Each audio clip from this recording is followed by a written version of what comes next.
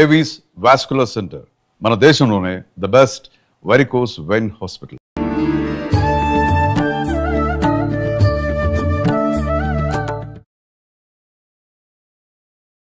నమస్కారం, welcome to I dream. ధర్మ మార్గం విత్ విజిత కార్యక్రమానికి స్వాగతం. ప్రస్తుతం మనతో పాటు ఉన్నారు 109 బాబా సంత్ సదానందగిరి స్వామీజీ. ఇప్పుడు వారితో మాట్లాడి మరిన్ని విషయాలు తెలుసుకుందాం. మనకున్న సందేహాలన్నింటినీ కూడా నివృత్తి చేసుకునే ప్రయత్నం చేద్దాం. హరి ఓం స్వామీజీ. జై గురుదేవ్. స్వామీజీ, హనుమంతుల వారి విషయానికి వస్తే చాలా ఎక్కువగా ప్రాధాన్యత ఇస్తూ ఉంటారు హనుమంతుల వారికి ప్రతి విషయంలో కూడా. అసలు మామూలుగా రామాయణం విషయం చూసుకుంటే గనక మనకు ముందు నుంచి హనుమంతుల వారు రామాయణంలో ఉన్నట్టుగా మనకు చెప్పబడలేదు. కిష్కింద కాండ నుంచి హనుమంతుల వారు ఉన్నట్టుగా మనకు పురాణాలు చెప్తూ ఉన్నాయి, శాస్త్రాలు చెప్తూ ఉన్నాయి. మరి ఎందుకు ముందు నుంచి లేని ఒక క్యారెక్టర్ కి ఎందుకు అంత ప్రాధాన్యత అనేది నా క్వశ్చన్. ఇది చెప్పాలంటే రామనామ మహిమ ముందు చెప్తే హనుమంతుల వారి గురించి తర్వాత చెప్పుకోవచ్చు. అలాగే 4-5 కథలు వస్తే తప్ప హనుమత్ తత్వం అర్థం కాదు. మొట్టమొదట తెలియాల్సింది రామతత్వం. రామ అనే 2 అక్షరాలు ఎందుకు అంత ఫేమస్ అయింది? ఔంకారం లేని మంత్రము పనికిరాదు అంటారు. ఏ మంత్రానికైనా కానీ ఔంకారం ఉంటుంది. కానీ శ్రీరామచంద్రుడికి ఔంకారం అవసరం లేదు. జానకి రామ సీతారామ అంటామే కానీ ఔం శ్రీరామ అని అనం. శ్రీరామ అంటాం, ఔం రామ అని ఎవరు అనం. ఎందుకంటే ఆ ఏకాక్షరంగా మారుస్తే రామ్ అన్నప్పుడే దాంట్లో ఔం నిగుడీకృతంగా ఉంది. అన్నిటికీ మించి వైష్ణవులందరికీ గొప్ప మంత్రం ఓం నమో నారాయణాయ అష్టాక్షరి మంత్రం. నారాయణాయలో నుంచి రా తీసేసి చదవండి. నా ఆయనాయ, ఆయనాలే లేవు అన్నటువంటి భ్రష్ట మంత్రం వస్తుంది. ఆ మంత్రం చచ్చిపోతుంది. అష్టాక్షరి గొప్ప మంత్రం. ఆ మంత్రంలో ఈ రా అనేది ప్రాణాక్షరం. ఓం నమో నారాయణాయ, నా ఆయనాయ, ఆయనాలే లేవు, విరుద్ధార్థం వచ్చేస్తుంది. ఆ అష్టాక్షరిలో రా ప్రాణాక్షరం, 2వ అక్షరం. దానికి ఉన్న ఆ ప్రాధాన్యత పోయింది ఒక్క అక్షరం తీసేయటం వల్ల. అష్టాక్షరి నాశనం అయిపోయింది. అవును అవును. అట్లాగనే నమ శివాయ, నా మా 2వ అక్షరం నమ శివాయ. అట్లా పంచాక్షరి చదివిన పుణ్యము, ఇట్లా అష్టాక్షరి చదివిన పుణ్యము రావాలని వశిష్ఠ మహర్షి ఆలోచించి రామ అని పెట్టినాడు. అందుకే ఆ రాముడు ఎంత మనలో రమమైపోయినాడు అంటే ఆత్మారాముడు అని పిలుస్తాం.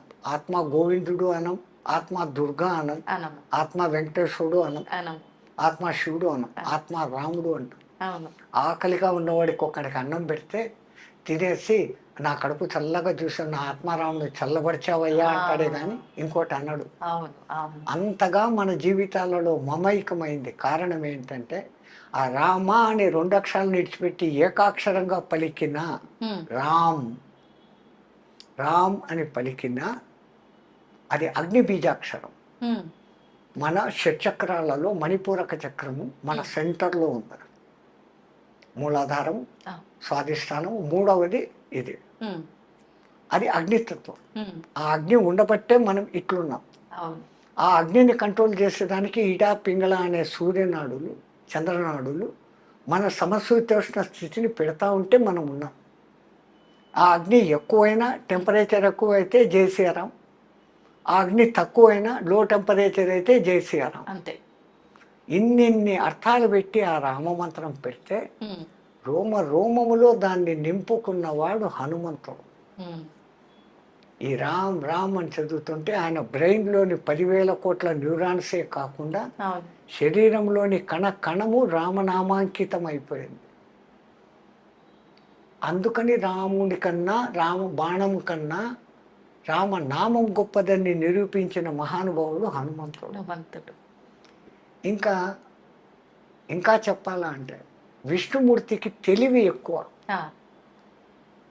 బ్రహ్మదేవుడు ఎట్లాంటి వరాలు ఇచ్చినా కానీ ఆ వరాలలో ఉన్న లూపు హోల్ను కనిపెట్టి బ్రహ్మవరాలు దెబ్బ తినకుండానే ఆ రాక్షసుని చంపుతూ ఉంటాడు ఆయన. తెలివి అంత తెలివి, అందుకే జిష్ణు అంటారు. జిష్ణు. ఆయన నామావళిలో ఉమ్. విష్ణు అన్న పేరు వస్తుంది, జిష్ణు అన్న పేరు వస్తుంది. ఆ, అంటే హయ్యెస్ట్ ఇంటెలిజెంట్, తెలివి పరుడు, జ్ఞాని అని అర్థం. ఆహా. అటువంటి ఆయనకు మరి రాక్షస సంహారం చేసేటప్పుడు ఉమ్. శివశక్తి అవసరమవుతుంది. ఉమ్. శివుడికి జ్ఞానం లేదు అనలేం, ఆ, కానీ బలము అత్యంత గొప్ప బలం. ఉమ్. ఎక్కడ అతి శక్తివంతమైన రావణాసురుని లాంటి వాడిని చంపాలా అంటే ఉమ్. శివశక్తి తోడ్పడాలి. అంజనాదేవి హనుమంతుని తల్లి తపస్సు చేసింది శివుని గురించి. ఉమ్. శివుడు ప్రత్యక్షమయ్యాడు. అమ్మ నీకేం వరం కావాలో కోరుకోను, నీ అంశతో నాకు కొడుకు కావాలా, నీ తేజస్సుతో నాకు కొడుకు కావాలా అని. అంటే ఆయన అన్నాడు, నా తేజస్సును పార్వతీదేవే భరించలేక గంగానదిలో వదిలిపెట్టేస్తే ఉమ్. కొన్ని ఏళ్ళు ప్రవాహంలో పోయి శరవణాలకు తగిలి 6 ముక్కలై చల్లబడితే ఆ, శరవణభవుడు అనే సుబ్రహ్మణ్యుడుగా వచ్చాడు. నా తేజస్సును పార్వతే భరించలేదు, మానవకాంత, అందున నువ్వు వానరకాంత, నువ్వు నా శక్తి ఎక్కడ భరిస్తావు, నేను ఇవ్వను ఈ వరం అంటాడు. ఇస్తే ఈ వరం, లేకుంటే పోను. ఆయన పైకి వెళ్ళిపోతాడు. ఉమ్. అక్కడ ఆలోచిస్తాడు, జగత్సర్వం దైవాధీనం, తద్దైవం మంత్రాధీనం, తద్మంత్రం సాధకాధీనం, ఉమ్. తస్మిన్ కార్యనేవ సాధక సర్వోత్కృష్ట. దేవుడి కన్నా సాధకుడు గొప్పోడు, రమ్మంటే వాడు రావాలి, మంత్రానికి కట్టుబడి. జగత్తంతా ఆయన కంట్రోల్లో ఉంటే అవును. ఆయన ఎవరి కంట్రోల్లో ఉన్నాడంటే మంత్రం కంట్రోల్లో ఉంటాడు. ఆ మంత్రం ఎవరి కంట్రోల్లో ఉండంటే సాధన చేసేవాడి కంట్రోల్లో ఉంది. ఇప్పుడు ఎవడు గొప్ప? తో ఆయన అక్కడ పోయి ఆలోచించి, మరి నేను వరం ఇచ్చి తీరాలా, అవును. నా శక్తిని ఆమెకి ఇస్తా, భరిస్తుందో చస్తుందో నాకు సంబంధం లేదు. అగ్నిదేవుణ్ణి రమ్మంటాడు. ఆయన వచ్చి, ఇప్పుడు నేను నాకు కొంచెం తేజస్సును నీ చేతికి ఇస్తాను, ఉమ్. తీసుకెళ్ళి అంజనాదేవికి ఇచ్చేయి అంటాడు. తీసుకుంటాడు ఆయన. కైలాసం దాటేంత వరకు అగ్నిదేవుడికి ఏం కాలే. ఆ, కైలాసం దాటి కాలు బయట పెట్టగానే ఆ. అగ్నిదేవుడే మండిపోను మొదలు పెట్టాడు ఆ శివ తేజస్సు. ఓ. మనిషికి ఆపద వస్తే బంధువుల దగ్గరికి పోడు, ఆ, స్నేహితుల దగ్గరికి పోతాడు. బంధువుల దగ్గరికి పోతే ఆ బంధువులు ఏమంటారు, ఇంకా అప్పుడు చులకనగా అంతా ఎగిరావు, ఇప్పుడు పోగొట్టుకొని మా దగ్గరికి వచ్చావా, కష్టం వస్తే మేమా అని ఎగతాళి చేస్తాడు. వాస్తవం. అదే స్నేహితుడైతే సాయమన్నా చేస్తాడు, స్వాంతన మాటలన్నా చెప్తాడు, కానీ గేలి చేయడు. ఉమ్. తో అగ్నిదేవునికి స్నేహితుడు గాలి. ఉమ్. వాయువు. ఎక్కడ వాళ్ళిద్దరు జంట పదం. ఆ, మంటలు ఎక్కడైనా మండినాయంటే గాలి వస్తే మంటలు ఇంకా ప్రేరేపిస్తాయి. అవును, అవును. ఆక్సిజన్, మంట మండాలా అంటే హైడ్రోజన్, దానికి పక్కన ఆక్సిజన్ ఉండాలి. ఉండాలి. హైడ్రోజన్ అగ్నిదేవుడు అయితే ఉమ్. పక్కన ఉండేవాడు వాయుదేవుడు వీడు. ఉమ్. తో ఆయన తలుచుకుంటాడు, ఏం నీ సమస్య అంటాడు. ఆ శివుడు నాకు ఈ డ్యూటీ పెట్టాడు, ఉమ్. నేను ఆంజనా దగ్గరికి పోయేంత లోపల నేను భస్మం అయిపోతాను, నన్ను కాపాడు అంటాడు. ఉమ్. ఆ తేజస్సు నా చేతికి అని హిమవత్ పర్వత సానువులలో బర్రు బర్రు బర్రు అని తిరుగుతాడు. ఉమ్. ఆ హిమాలయాల శీతలానికి ఆ శివతత్వ తేజస్సు శక్తి ఉష్ణత తగ్గుతుంది. ఆహా. ఆ తగ్గినప్పుడు అంజనాదేవి ఎప్పుడు ఇస్తావు శివ అని కూర్చొని ఉంది. ఆ. వాయుదేవుడు తెచ్చి ఇదమ్మా అని వేసాడు. ఎందుకని మనం వాయుపుత్రుడు అంటున్నాం. వెనకల కారణము ఆమె కోరిక శివుడు. శివుడు ఆ విధంగా హనుమంతుడుగా ఎందుకు పుట్టాల్సి వచ్చిందంటే దానికి ఇంకో కథ ఉంది. ఉమ్. రామాయణంలో ఈ కథలు రావు. అవును, అవును. అన్ని పురాణాలు చదివితే తప్ప రామాయణం అర్థం కాదు. అందుకే వ్యాసుల వారికి రామాయణం ఎంత ఇష్టము అంటే, రామాయణం వినా పురాణం పూర్ణం కాదు అని రాసేశాడు. ప్రతి పురాణంలోనూ రామాయణ కథ ఉంటుంది. ఉమ్. పురాణానికి కొన్ని లక్షణాలు ఉంటాయి, మన్వంతరము అది ఇది అనేసి ఆ. 6 లక్షణాలు ఉంటే దాన్ని పురాణం. ఉమ్. 7వ ముఖ్య లక్షణం ఏంటంటే రామాయణ కథ లేకుండా పురాణం పూర్తి కాదు అని. ఆ. నవం ఎప్పుడు కొత్తగా ఉండేది అని పురాణాలకు పేరు. ఉమ్. మొదట 18, దానికి ఉప పురాణాలు 18, ఔపప పురాణాలు 18, 54 పురాణాలు ఉన్నాయి. ఆ. ఏ పురాణం అన్నా చదవండి, దాంట్లో రామకథ ఉంటుంది. ఉమ్. ఈ చిన్న చిన్న కథలు అక్కడ వస్తాయి. ఈ అంతా సమగ్రంగా చదివితే తప్ప రామాయణం అర్థం కాదు. అర్థం కాదు.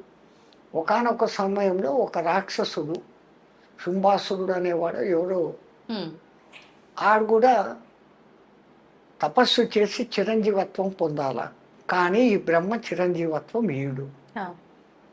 ఎంత టెక్నికల్గా వరాలు అడిగినా కానీ ఆ జిష్ణు చంపేస్తాడు.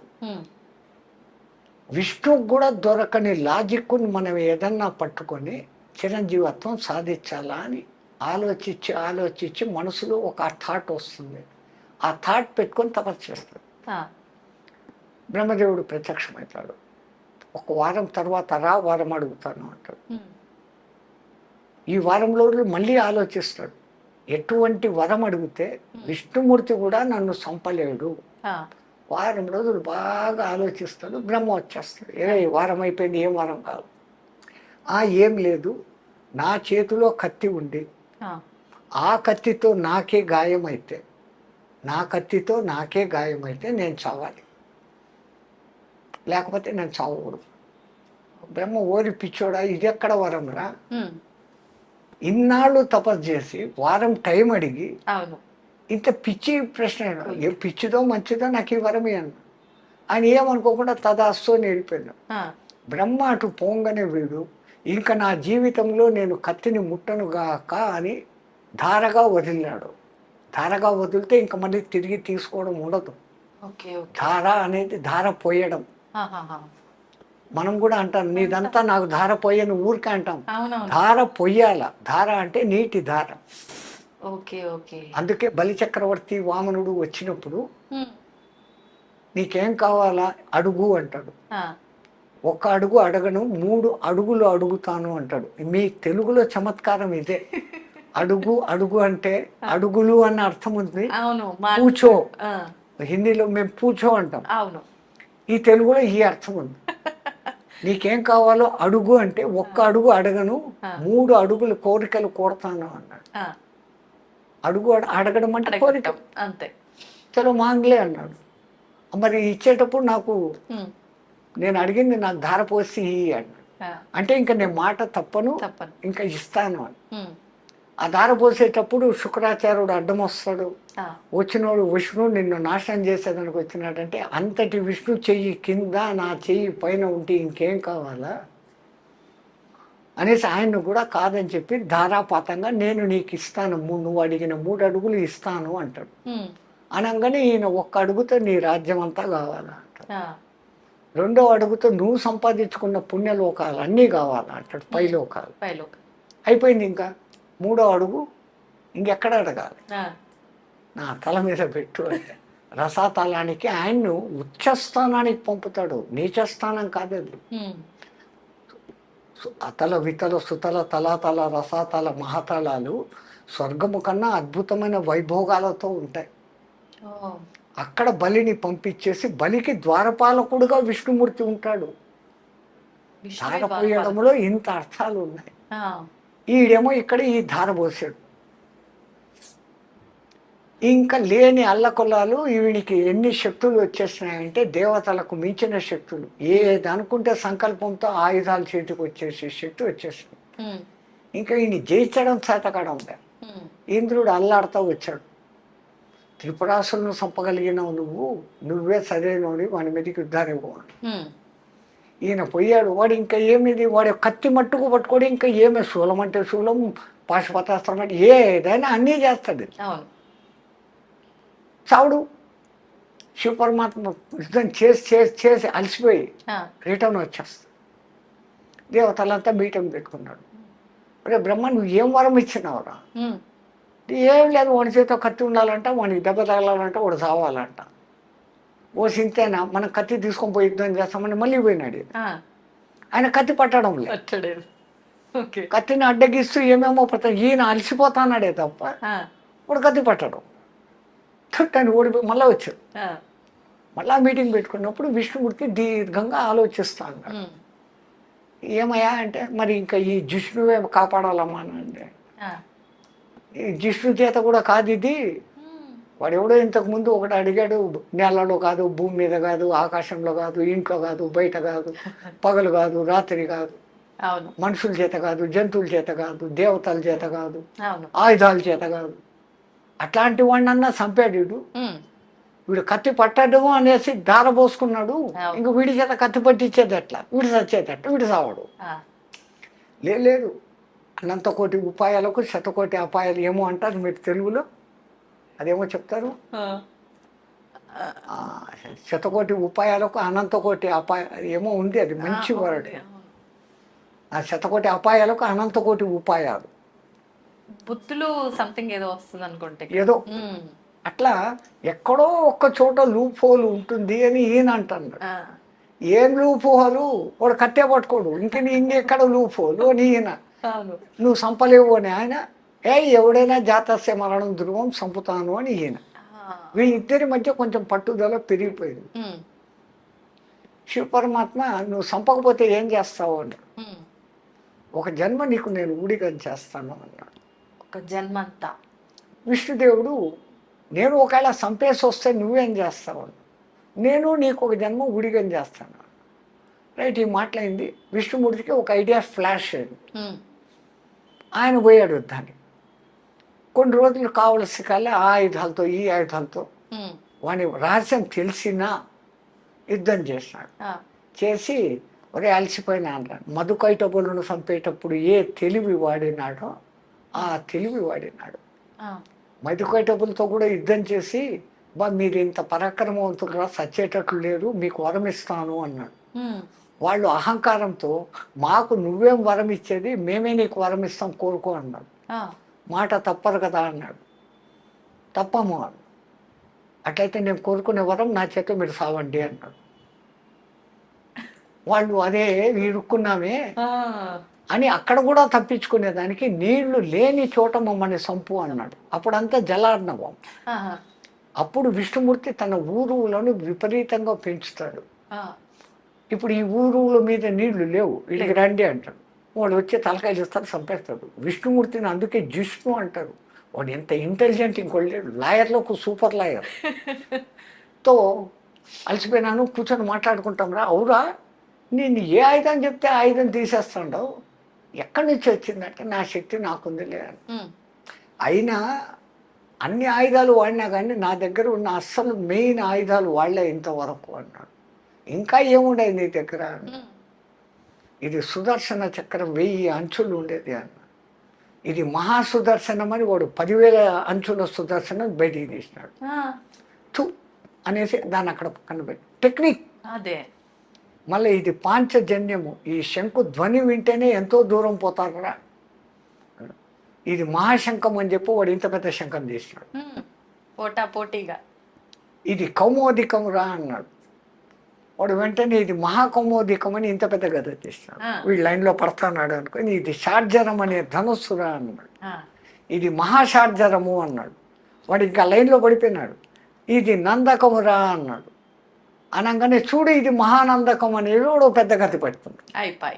ఈ కత్తి ఇట్లా పట్టుకోగానే విష్ణుమూర్తి ఇక్కడ వచ్చి ఎగిరాడు. ఉమ్, చిన్న ఘాటు పడింది. వాని చేతిలో కత్తి, వానికి చిన్న ఘాటు, చచ్చాడు. అందరూ విష్ణుమూర్తికి జై అంటే శివపరమాత్మ నవ్వుకుంటూ కూర్చోండి. వీళ్ళకు భవిష్యత్తు తెలుసు, ఇదంతా జరిగే నాటకం. అంతే. ఆ విష్ణుమూర్తి వచ్చి ఏమయ్యా నేను చంపాను, మరి ఏం చేస్తావు అన్న. ఆ, నువ్వు రామావతారం ఎత్తు, నేను హనుమంతుడే వస్తాను అన్న. ఓ, అంజన కోరుకోవడం, అక్కడ రావడం, ఇక్కడ ఇది ఆ యుద్ధము, ఎన్నిటి మూల కారణంగా ఆంజనేయ స్వామి మనకు వచ్చాడు. అందుకే పంచముఖ ఆంజనేయ స్వామిని చూపించేటప్పుడు ఉమ్, ఉమ్, విష్ణు శక్తులన్నీ దాంట్లో ఉంటాయి. 5 ముఖాల్లో ఏది మొదటిది, భూమిని పైకెత్తాలంటే ఎంత శక్తి కావాలా, ఉమ్, వరాహ శక్తి, ఒక ముఖం ఆంజనేయుడు. ఉమ్, రెండవది హిరణ్యకశిపుడు లాంటి రాక్షసుని చంపాలా అంటే అవును, నృసింహ శక్తి, రెండవ నరసింహ ముఖం. అవతార్. ఉమ్, హయగ్రీవుడు లాంటి రాక్షసుని హయగ్రీవుడు లాగానే చంపాల కాబట్టి అక్కడ అమ్మవారి నాటకమే. ఉమ్, ఆ హయగ్రీవుడు అనే రాక్షసుడు వాడు ఎట్లాంటి వరం అడిగినాడంటే కేవలం సేమ్ నాలాగా ఉండేవాడి చేతిలోనే నేను చావాలి. ఉమ్, వాడి తలకాయ గుర్రం ముఖం, హయగ్రీవుడు. హయం అంటే గుర్రం, ఉమ్, గ్రీవం అంటే మేడ, హయగ్రీవం. మరి ఇంకో హయగ్రీవం ఏడుంది, ఆ, అందరూ ఓడిపోయినారు. విష్ణుమూర్తి కూడా యుద్ధం చేసి అలసిపోయి బాణం కింద తల పెట్టుకొని అలసిపోయి పడుకున్నాడు. ఆయన పడుకున్నాడు, నిద్రపోతున్నాడు, యుద్ధం చేసి చంపుతాడు అంటే నిద్రపోతున్నాడు, నిద్ర లేపాల. ఆయన నిద్ర లేపితే కోపగించుకుంటాడేమో, అవును. తెలివిగా లేపుతాము అని బ్రహ్మదేవుని పిలిచి వాడిని ఎట్లా ఒకట్లా లేపు, ఆయన విల్లు పట్టుకుని ఉన్నాడు కదా, ఆ నారిని కట్ చేస్తే విల్లు ఇట్లా ఉంటుంది. నారి ఉన్నప్పుడు బెండ్ బలంగా ఉండి ఉంటుంది, ఆ విల్లు తెంపేస్తే ఇట్లా ఉంటుంది కదా. ఆయనకు మెలకు వస్తుంది, మళ్ళీ యుద్ధం చేస్తాడు. బ్రహ్మదేవ ఆ విల్లుని కొరికే అంట, నారిని కొరికే అంట. అంటే అంతవరకు బ్రహ్మ సృష్టించని ఉమ్రీ పురుగులు అనబడేటువంటి చెదలను పుట్టిస్తాడు. ఆ చెదలకు చెప్తాడు, పోయి నారిని కట్ చేయండి. ఆయన్ను కట్ చేస్తే మాకేం లాభము అని అయ్యి యజ్ఞంలో మీకు కూడా భాగం ఇస్తాము అన్నాడు. ఆ మాట విని అయిపోయినాయి. ఇప్పుడు కూడా సాంప్రదాయంగా యజ్ఞం జరిగిన తర్వాత, యజ్ఞం పూర్తయిన 2వ రోజు లోపల తవ్వితే కింద మీకు ఆ చెద పురుగులు కనపడతాయి. ఆ పరుగులు కనపడినాయి అంటే మీ యజ్ఞం సక్రమంగా చేసినట్టు. యజ్ఞం అంటే మామూలు విషయం కాదమ్మా. సుక్కు శృవాల శుద్ధి, భూశుద్ధి, వాస్తు శుద్ధి, ఇటుకల శుద్ధి, ఆ హోమద్రవ్యాల శుద్ధి, ఇన్ని చేస్తే యజ్ఞం. అది హోమము యజ్ఞము మధ్య తేడా ఏంటి స్వామి? పేర్లు అదే. యజ్ఞం అంటే పలానా పేరు మీదే ఈ యజ్ఞం చేస్తున్నానని సంకల్పించుకొని ఇన్ని రోజుల వరకు చేసేది యజ్ఞం. హోమం అంటే నిత్యాగ్ని హోమం. బ్రాహ్మణుల ఇంట్లో 3 అగ్నులు ఎప్పుడు పెట్టుకొని ఉంటారు కదా, గ్రాహపత్యము, ఆవహనీయము, అగ్ని అనేది 3 అగ్నులు ఉంటాయి. అది ఆ సిస్టమ్. ఓకే. ఇప్పుడు మళ్ళా సబ్జెక్ట్ మంది ఎక్కడో డివియేట్ అవుతుంది. పురాణాల కథలు సామాన్యంగా ఉండవు. మనం పంచముఖ హనుమంతుడి హయగ్రీవుడు అది కొట్టంగానే ఎంత జోరుగా ఈ నారి కొడుతుందంటే విష్ణుదేవుని తలకాయ ఎగిరిపోతుంది. ఒరెవరే లేపుతామనుకుంటే తలకాయ పోయింది, ఎత్కండ్రా కనిపిస్తాము అనుకుంటారు, దొరకదు. అప్పుడు అందరూ జగన్మాతను ప్రార్థిస్తే ఫలానా చోట గుర్రం ఆ ముఖం పట్టుకుని పండుకొని ఉంది, దాన్ని కట్ చేసి పెట్టండి అంటారు. ఆ గుర్రం తలకాయ తీసుకొని వచ్చి పెడతారు. అంటే ఇప్పుడు టెక్నాలజీ చేయి తీసి చేయి పెట్టినట్లు దేవతలకు ఏం తెలుసు అంటే తలకాయలు తీసి తలకాయలు పెట్టే టెక్నిక్ గణపతి దగ్గర నుంచి హయగ్రీవుడి దగ్గర నుంచి అనేకం ఉంది. వేదాల్లో అనేక చోట ఈ అశ్విని దేవతలు అనే దేవతల వైద్యులు యుద్ధరంగంలో కాళ్ళు చేతులు తెగిపోయిన వాళ్ళకు ఇనుప కాళ్ళు ఇనుప చేతులు వేసినట్లుగా రాసి ఉన్నారు. ఆపరేషన్స్ లో మన వాళ్ళు అంత ఎక్స్పర్ట్స్. వాళ్ళు ఎట్లా చేసినారో ఆపరేషన్స్ ఉన్నాయా స్వామిజీ? ఖచ్చితంగా. కానీ ఆ టెక్నాలజీ ఎటువంటిది అనేది మనకు తెలియదు. మూర్ఖులు అడుగుతారు, ఏనుగు తల ఇంత ఉంటుంది, మనిషి మెడ ఇంత ఉంటుంది, ఎట్లా కలిపినారు అని అంటారు. మొన్న ఎవడో ఒక సైంటిస్టు ఒక తలను తీసి ఇంకో మనిషి తలను పెట్టాలా అని ప్రయోగం చేస్తున్నాడు అని పేపర్లో పడింది. అది సక్సెస్ అయిందో లేదో తెలియదు. వాళ్ళ టెక్నాలజీ వేరే, మన టెక్నాలజీ అంతా టెస్ట్ ట్యూబ్ బేబీల వరకే వచ్చింది. అంతే. జైగోటుగా ఇక్కడ తయారు చేసి దాన్ని మళ్ళీ తల్లి గర్భంలోనే పెడుతున్నారు. కానీ తల్లి గర్భం అవసరం లేకుండా కౌరవులలో ఆయిల కుండలలో పుట్టించారు. దశరథుడు చనిపోతే భరతుడు వచ్చేంత వరకు శవం పాడు కాకుండా తైల భాండంలో పెట్టి రక్షించినారు అని రాసి ఉంది. శవాన్ని ఎన్ని రోజులైనా భద్రపరిచే టెక్నాలజీలు వాళ్ళ దగ్గర ఉన్నాయి. ఇప్పుడేమో ఐస్ బాక్సులు, మీకు మిషన్లు కనపడుతున్నాయి. వాళ్ళ టెక్నిక్లు వేరే. వాళ్ళు అంటే మెదడు బుర్రకు పని పెట్టి మళ్ళీ ఇప్పుడు ఎప్పుడైతే హయగ్రీవ తల వచ్చిందో వాడి కోరిక ప్రకారం నాలాంటి వాడి చేతిలో సవాలని చచ్చాడు. అంటే విష్ణుమూర్తికి అక్కడ ఆ హయగ్రీవ తల వచ్చేదానికి అమ్మవారి అనుగ్రహము, శివశక్తి. అందుకే ఆ పంచముఖ ఆంజనేయ స్వామిలో హయగ్రీవ ముఖం. ఆ తర్వాత రామచంద్రుల వారి కార్యం నిర్వర్తించేదానికి హనుమత్ ముఖం 4. అఖిలాండ బ్రహ్మాండాలను తన కడుపులో పెట్టుకున్న శ్రీ మహావిష్ణువును మోసి తీసుకొని పోవాలంటే గరుత్మంతుడు ఎంత బలంగా ఉండాలా? ఆ శివశక్తి లేకపోతే ఈయన నడవలేడు. అది గరుడ అవతారం. అట్లా ఆ పంచముఖ ఆంజనేయ స్వామి, ఆ రామనామ శక్తి, శివశక్తి. అందుకే హనుమతే రుద్రాత్మకాయ హూం ఫట్ రుద్రుని ఆత్మను కాయముగా ధరించిన ఓ హనుమంతుడా, నా సర్వారిష్టాలను దూరం చెయ్యి అనేసి ఆయన మంత్రాలలో ఒక పేరు. అట్లాగనే ఆయనకు సుందరుడు అని అసలైన పేరు. అంజనాదేవి ఆయనకు పెట్టిన పేరు సుందరుడు. సుందరుడు. ఆయనకున్న అనేక పేర్లలో కృష్ణ అనే పేరు కూడా ఉంది. హనుమంతుల కృష్ణ అనేది ముగ్గురికి నలుగురికి మాత్రమే ఉంది, 5 మందికి మాత్రమే ఉంది. 5 కృష్ణులు ఉన్నారా? మహాభారత యుద్ధంలో భగవద్గీత జరిగినప్పుడు అవును. ఒకసారి ఒక డిబేట్లో ఎక్కడో నాకు గీత అంత తెలుసు, నాకే గీత ఇంత తెలుసు, అది ఇది అనేసి ఆ ఇంగ్లీష్లో చదివిన వాళ్ళు అంటారు, గీతను బాగా అబ్జర్వ్ చేస్తున్నారా, భారతం అంతా చదివినారంటే భారతం మొత్తం చదివాను నన్ను, గీత మొత్తం చదివాను. మళ్ళీ అట్లయితే భగవద్గీతలో ఎంతమంది కృష్ణులు ఉన్నారు, నువ్వెక్కడ పిచ్చోడివయ్యా, చెప్పిన కృష్ణుడు ఒకడే కదా. మళ్ళీ విన్న అర్జునుడు కూడా కృష్ణుడే. అర్జున పల్గొన పాడత కిరీటి బీభత్సుడు విజయ కృష్ణ సవ్యచాచి ధనుంజయ అని ఆయనకు కూడా 10 పేర్లు. సర్వ ఉత్కృష్ట ఆకృష్ట రూపం ఇది కృష్ణం. క్రూ క్రూ క్రూ అన్నప్పుడే ఇది వస్తుంది, క్రీ క్రీ అన్నప్పుడు రాదు. సర్వ ఉత్కృష్ట ఆకృష్ట రూపం కృష్ణం.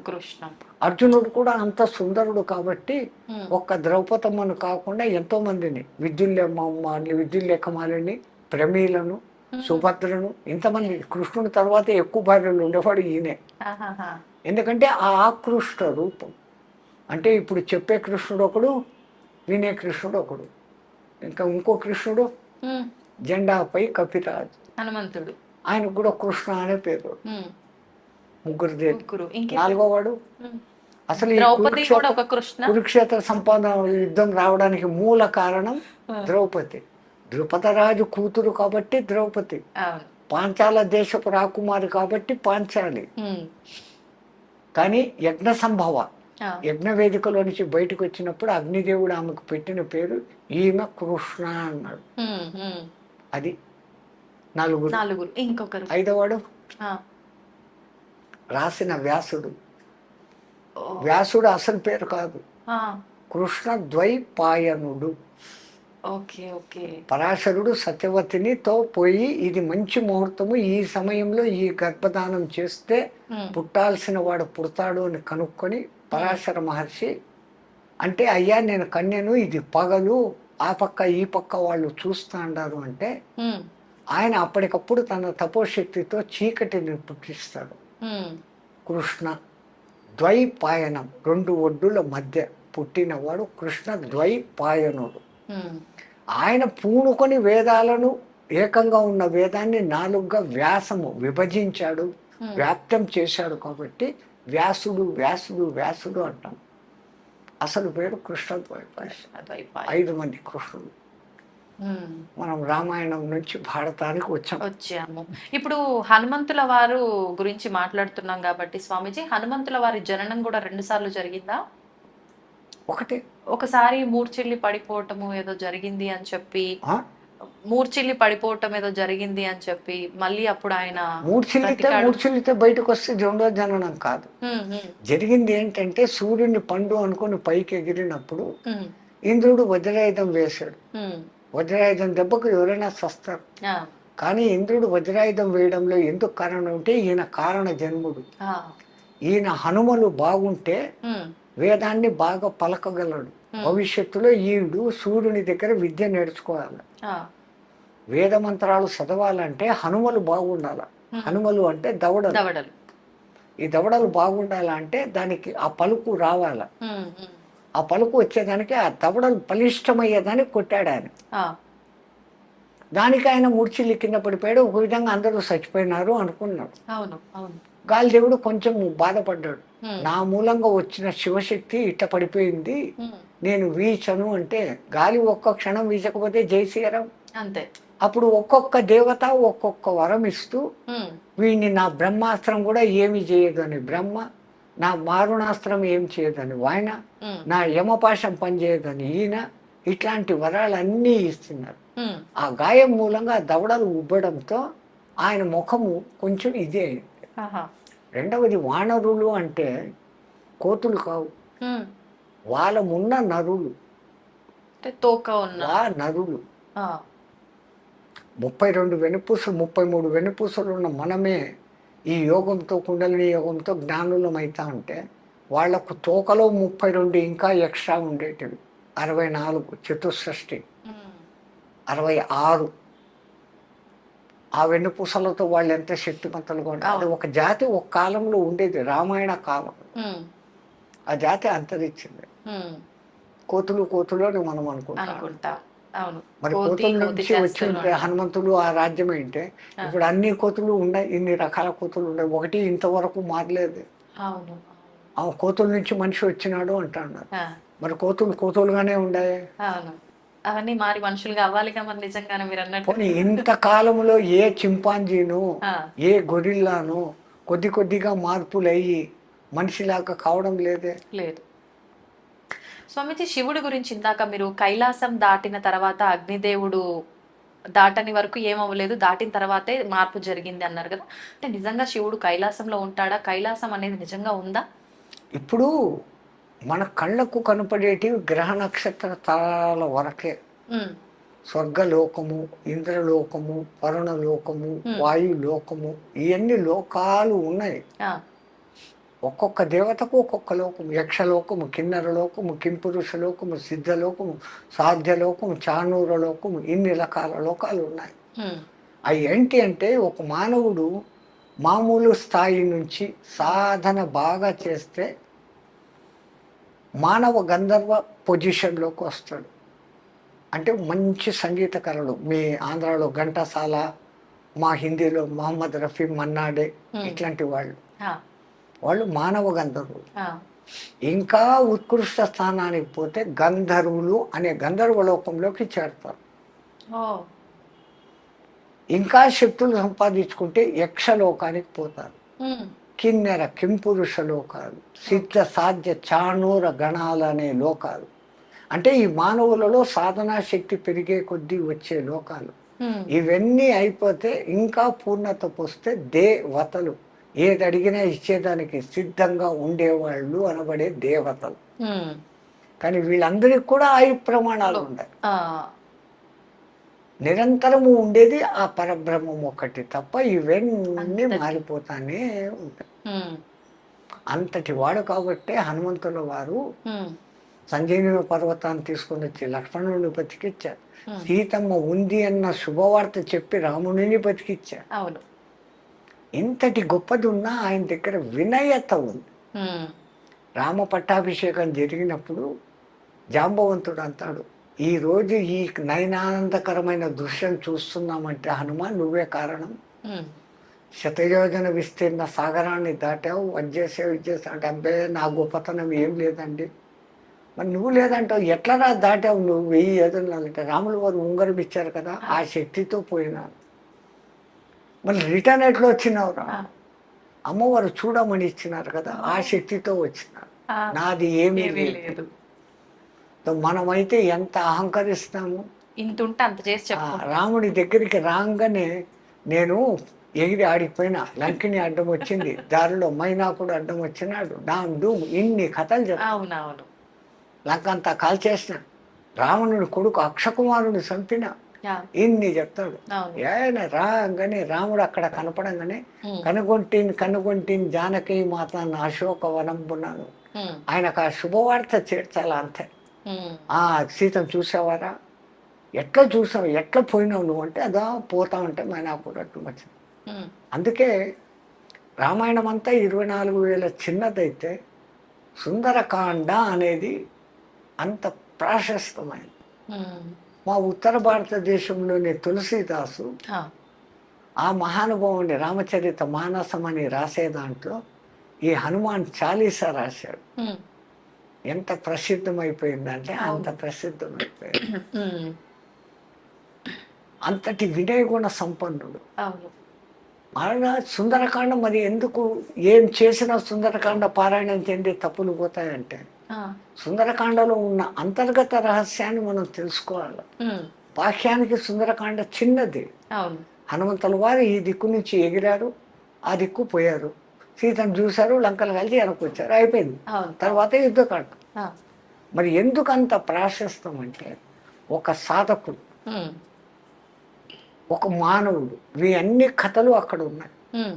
సీత అనబడే జీవుడు మరీచుడు అనే మాయలో పడితే, ఆ పేరే మరీచిక. మరీచిక అంటే ఎండమావి. సంస్కృతంలో మరీచిక అంటే ఎండమావి. ఉమ్. ఎండమావి ఏముంటుంది? ఉమ్. ఆ ఎడారుల్లో నీళ్లు ఉన్నట్లు కనపడుతుంది. ఉమ్. నీళ్లు ఉండవుగా. అవును, ఉండవు. చూడండి రామాయణంలో ఆ పేర్లు ఎంత భద్రంగా పెట్టినారో. ఉమ్. మరీచిక అనే మారీచుడు మాయలో సీత అనే జీవుడు పడితే ఉమ్. రాముడు అనే దేవుడికి దూరం అయిపోతాడు. ఆ. మరి దూరమైన జీవుణ్ణి మళ్ళీ రాముడితో కలపాలంటే ఒక ఉత్తమ గురువు ఉండాలి. ఆ. ఉత్తమ గురువుగా ఉండాలంటే ఉత్తమ గురువు లక్షణాలు ఉండాలి. ఉమ్. హనుమంతుడు ఈ పక్క నుంచి ఆ పక్కకు ఎగిరేటప్పుడు ముందు అడ్డం వచ్చినోడు మైనాకుడు. మైనాకు. ఆయన వచ్చి మీ తండ్రి రక్షించబట్టి నా రెక్కలు మిగిలి ఉన్నాయి, ఉమ్. లేకుంటే ఆ ఇంద్రుడు మొత్తం అందరి మా కులమ్మ వాళ్ళందరి రెక్కలు పగలగొట్టేశాడు. అవును. అదే రెండవది, ఉమ్. రఘువంశంలో పూర్వీకుడైనటువంటి సగరుని పేరు మీద సాగరం అని వచ్చి ఈ లోపల నేను ఉన్నాను, ఆ. రామకార్యం మీద పోతాండవు, నా ఆతిథ్యం తీసుకుని పోయి పండ్లు తిని పో అంటాడు. ఆ. నేను రామకార్యం మీద రామ బాణంలాగా పోతా ఉన్నాను, నీ ఆతిథ్యానికి థ్యాంక్స్ అన్నాడే కానీ ఉమ్. మనలాగా సాధకులకు ముందు ఆటంకము తిండి. అవును. తిండి మీద నియంత్రణ సాధించాలి ఒక సాధకుడు అనే దానికి అర్థం. ఉమ్. రెండవది, ఇంకా ముందుకు పోతూ ఉంటే తాను ఉన్నత ప్రయాణం చేస్తా అంటే లౌకికాలు మనిషిని ఎప్పుడో ఒకసారి కిందికి లాగుతూ ఉంటాయి. లాగుతాయి. అదే ఆమె సిమిక ఉమ్. ఛాయాగ్రాహి రాక్షసి అని అంటారు. ఓకే. అంటే మనము ఉన్నత పదంలో పోయేటప్పుడు ఇంకా కొంచెం లౌకికాలు లాగుతూ ఉంటాయి. ఉమ్. ఆ లౌకికాలను కూడా ధ్వంసం చేస్తే తప్ప నువ్వు ముందుకు పోలేవు అనే దానికి ఉమ్. ఆ సింహను చంపాడు. ఆడదేం చూడలే, అవును. సింహికని చంపేశాడు. ఆ. మళ్ళా దాటుకొని ముందుకు పోతే లంకిని అవుతుంది, సురస వస్తుంది. ఉమ్. అంటే అక్కడ మన బుద్ధిని ఎప్పుడు ఎక్కడ వాడాలి, how to do, what to do, when to do తెలుసుకొని ఉండాలి. ఉమ్. ఆమె నాకు బ్రహ్మదేవుడు వరం ఇచ్చినాడు, ఎవరు ఇక్కడ పోయినా కానీ నాలో మునిగిపోవాలా అని చెప్పింది. ఉమ్. ఆయన ఇంత అయినాడు, ఆమె ఇంత అయింది. అవును. అక్కడ సడన్గా ఇంత అయిపోయి నోట్లోకి పోయి అమ్మ నువ్వు అన్నట్టుగా నీలో పడి వచ్చాను. ఆ. అంటే ఎక్కడ తెలివి ఉపయోగించాలో, ఎక్కడ బలం ఉపయోగించాలో అక్కడ గురువుకు ఉండాల్సిన లక్షణం. ఉమ్. అది కూడా అయినాక లంకలోకి దిగినాడు, దిగిన వెంటనే లోపలికి పోలే. ఆ. టైం సెన్స్ ఎప్పుడు ప్రవేశించాల. ఉమ్. అందుకని లంకిని వచ్చేంత వరకు ఉండి లంకిని మదం అణచి ఉమ్. ఆ తర్వాత లోపలికి పోయినాడు. ఉమ్. ఇక్కడ విచిత్రం వాల్మీకి రాశాడు, ఆ. ఆయన పిల్లి అంత ఆకారం దాల్చిపోయినాడంట. పిల్లి అంత. మార్జాల మాత్రే రూపేణ అంటాడు. ఆ. పిల్లి అంత అయ్యి, పిల్లి కన్నా ఇంకా చిన్నది ఎలక, అవును. దానికన్నా దోమ, ఈగ, చీమ, ఈ రూపాలు కాకుండా పిల్లిగా ఎందుకు పోయినాడు? ఆ. ఎందుకని? మనకు మర్కట కిషోర న్యాయము, మార్జాల కిషోర న్యాయము అని ఉంటుంది. ఆ. కోతి పిల్లను ఇట్లా అంటుంది, అవును. ఆ పిల్ల అంటుకుంటుంది. ఈ కోతి ఏమో చెట్టు కొమ్మల మీద నుంచి గోడల మీద నుంచి గోడలకు ఎగురుతూ ఉంటుంది, బిడ్డ ఉందా లేదా చూసుకో, పట్టించుకో, నువ్వు పట్టుకో, నాకు సంబంధం లేదు అంటూ. ఉమ్. అది అవును. మర్కట కిషోర న్యాయం. ఓకే. కానీ మార్జాల కిషోర న్యాయం, ఏ కూరలతో ఎలకను చంపేయగలిగిన శక్తి కలిగిన పిల్లి ఆ తన చిన్న కూనలను ఆ మెడ మీద పట్టుకొని గాయం కాకుండా క్షేమంగా ఇంకో చోటికి మారుస్తుంది. అవును స్వామి. సో అక్కడ ఆ బిడ్డ నేను ఫుల్ సేఫ్, నాదేం లేదు అంతా నీదే అనే సమర్పణ భావం ఉంది. ఉమ్. రామా నేను నీ సేవకుణ్ణి అన్నటువంటి సమయస్ఫూర్తిని చూపించేదానికి వాల్మీకి ఉమ్. ఆ వర్డ్ వాడినాడు. పాపా. అంటే ఇప్పుడు ఈయన పూర్ణుడు అయినాడు. అవును. ఒకటి ఆకలిని జయించాడు, ఉమ్. రెండవది లౌకికాలను జయించాడు, వదిలేశాడు. ఆ. తెలివి ఎప్పుడు ఎక్కడెత్త వాడాలనో వాడగలుగుతా ఉన్నాడు, అవును. అవును. ఏ సమయానికి ఏం పని చేయాలనే సమయ సెన్స్లో ఉన్నాడు. ఉమ్. ఇంత అద్భుత గుణాలు కలిగి ఉన్నా కానీ పైవానికి శరణాగతిగా ఉన్నాడు. ఇంత మానవులు. ఉండబట్టి గురువు తత్వాన్ని పొంది అవును. అంతవరకు భ్రమలో ఉన్న సీత దగ్గర అనబడే జీవుని దగ్గరికి వెళ్ళి, ఓరి జీవుడా ఆ మాయలో నుంచి బయటికి రా, రాముడు ఉన్నాడు, నిన్ను నేను కలుపుతాను అని స్వాంతని ఇచ్చినాడు. అందుకే అంటాడు సీతమ్మ వచ్చే నా ఈపు మీదకి పైకి అని. ఆమె నేను పరపురుషుని తట్టను అంటున్నాను. దానికి ముందు రావణాసురుడు నిన్ను జుట్టు తొడ పట్టుకొని తీసుకుని పోయినాడు. అప్పుడు నేను భయం వేసుకోవాలను, నాకేం జరుగుతుందో నాకు తెలియదు. ఇప్పుడు తెలిసి నీ మీద ఎక్కను. ఒకవేళ ఎక్కినాను, తీసుకుని పోయేటప్పుడు మళ్ళీ ఈ రాక్షసులు మధ్యలో వస్తాయి, నన్ను రక్షిస్తావా వాళ్ళతో యుద్ధం చేస్తావా, ఇవన్నీ అడగడాలు. అవును అవును. నిజానికి ఆమె వాడిని పుత్రునిగా అనుకుంది. ఈయన పిచ్చి పని చేసి లంకనంతా కాల్చేసి, ఏదో ఇంత చేసి సీతను కనిపెట్టి లంక అంతా కాల్చేసిన, సీత కూడా చచ్చిపోయింది. ఆమె సీత ఉన్న చోట అగ్ని ఏం చేస్తుంది? సీతే స్వయం అగ్ని, సీత మండదు. అందుకని ఆమె అక్కడ ఉన్నాక ఇంత చేసినావు, నీకు చిరంజీవత్వం వచ్చు కాక, అష్టసిద్ధి నవనిధికే దాత ఐసవర దీన జానకి మాత. జానకి మాత ఆయనకు అష్టసిద్ధులను కలిగింపజేసింది. సుందరకాండలో ఇంతటి పరమాద్భుత రహస్యం ఉండబట్టి రాముడి కన్నా రామశక్తి గొప్పది అని ఆ హనుమంతుడు నిరూపించిన కారణం చేత ప్రతి రామాలయంలోనూ పూజలు అందుకుంటాడు. ఆయనకు అంటూ విశేషమైన ఆలయాలు ఉంటాయి. ప్రతి ప్రథమంగా రామ దర్శనం కాదు చేసుకోవాల్సింది. హనుమాన్ గడి అన్నటువంటి ఆ కొండ మీద ఉన్న హనుమంతుడిని ముందు దర్శనం చేసుకోవాలి. అయోధ్య వెళ్తే, తిరుపతి వెళితే ఎట్లాగైతే మీరు వరాహస్వామి దర్శనం చేసుకునే పోతారో, అయోధ్యకు పోతే ఇప్పుడు బాలరాముడి కన్నా ముందు పోయి చూడాల్సింది ఆయన. ఆ హనుమంతుడిని చూసి ఆయన అనుగ్రహంతో అయ్యా రాముల వారి దగ్గరికి పోతానని పోవాలి. నాకు తెలిసిన రామాయణ విశేషాలు.